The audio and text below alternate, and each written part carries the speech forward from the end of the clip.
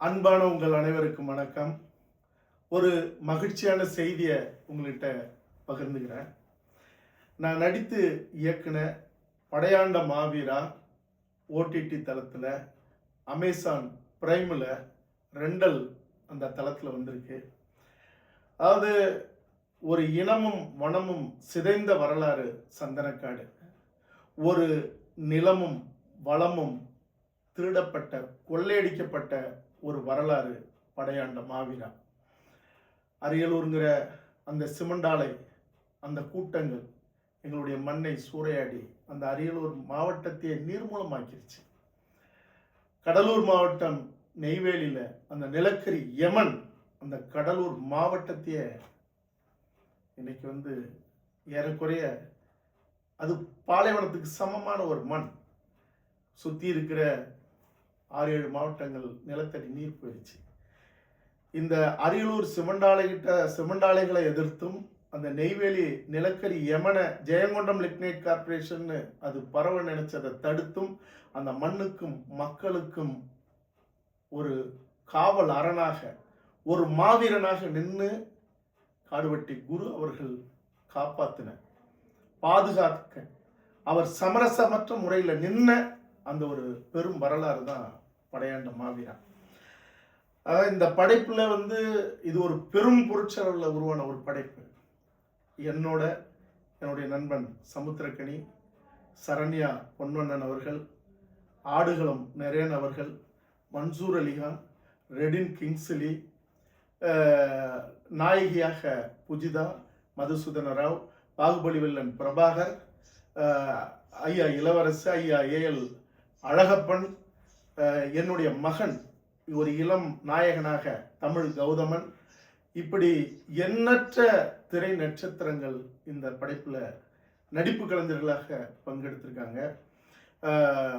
பேரன்பிற்குரிய சகோதரர் 2 முறை தேசிய விருது பெற்ற ஜிவி பிரகாஷ் அவர்களுடைய இசை, புஷ்பா 2க்கு பின்னணி இசை அமைச்ச சாம் சிஎஸ் உடைய பின்னணி, 6-7 முறை தேசிய விருது வாங்கின ஐயா கவி பேரரசு வைரமுத்து அவர்களுடைய அந்த நெருப்பான தகிப்பான வரிகள், இப்படி எண்ணற்ற கலைஞர்கள், தம்பி பாலமுரளி அவர்களுடைய வசனம், இப்படி பெரும் பெரும் கலைஞர்கள்லாம் ஒன்றிணைஞ்சு இந்த படையாண்ட மாவீராவை ஒரு பெரிய ஒரு நெருப்பு சிற்பத்தை செதுக்கி உருவாக்கின படைப்பு இந்த படைப்பு. இந்த படைப்பை நான் சந்தனக்காடு எடுத்தேன், முந்திரிக்காட்டு வரலாறு, இது திரைப்படங்கள் எடுத்தேன், தொடர்கள் எடுத்தேன்.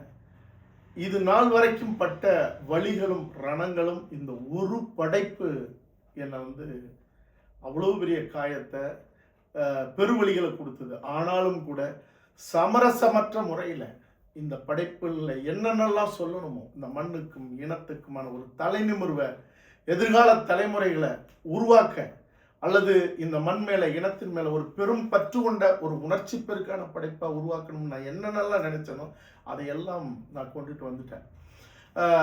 அதாவது படம் தொடங்கி வெளியீடு வரைக்கும் நடந்த தடைகளும் சிக்கல்களும் துரோகங்களும் சூழ்ச்சிகளும் எண்ணில் நடக்காது.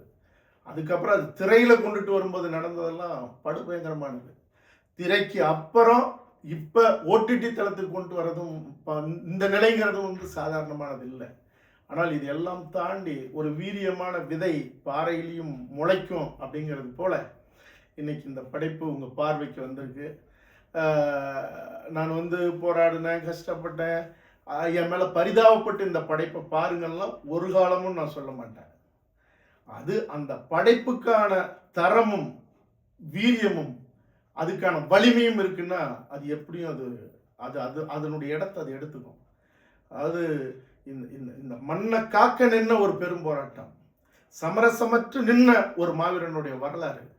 இது தமிழர் குடிகள் மட்டுமல்ல, மனித குலத்துக்கு ஒரு காப்பறனா நிற்கிற யாரெல்லாம் எந்தெந்த மொழிக்காரர்களோ இனத்துக்காரர்களோ இப்படி ஒருத்தன் என் மண்ணுக்கு வேணும், இப்படி ஒருத்தன் நின்னானா, இது சாத்தியமா, இது உண்மையா, ஆய்வு பண்ணிக்கலாம்.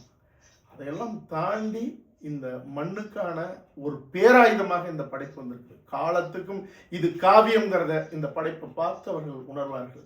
தன்னுடைய தலைமுறைகளுக்கு எப்படி என் மகிழ்ச்சியை, அன்பும் பாசமும் உறவும் பாரு எப்படி இருக்கணும்னு சொல்லி சொல்லி என் படைப்பை போட்டு தன்னுடைய பிள்ளைகளுக்கு வளர்த்தெடுத்தாங்களோ அதுபோல இந்த மண்ணையும் இனத்தையும் காக்கிற ஒரு படைப்பாக இந்த படையாண்ட மாவீரா வரும். விமர்சனம் என்ன வேணாலும் வைங்க. ஏற்கனவே படம் பார்க்காமலே வச்ச கூட்டம், ஒரு அறிவீனமான ஒரு ஒரு குழு மறுபடியும் வைக்கும். ஆனால் ஒன்னே ஒன்று சொல்றேன், இந்த படத்தை பாருங்க. பார்த்துட்டு உங்க நெஞ்சுரத்தோட, உங்க கண்ணிலும் உங்களுடைய இதயத்திலும் ஈரம் அதன் பிறகும் சுரக்கவில்லைன்னா நீங்க விமர்சனம் செய்யுங்க. ஆக இது ஒரு பெரும் காவியம், ஒரு பேராயுதம், படையாண்ட மாவீரா. பாருங்க.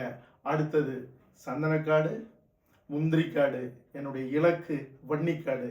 என்னுடைய அடுத்தடுத்த படைப்புகளோட உங்களை சந்திப்பேன். நன்றி, வணக்கம்.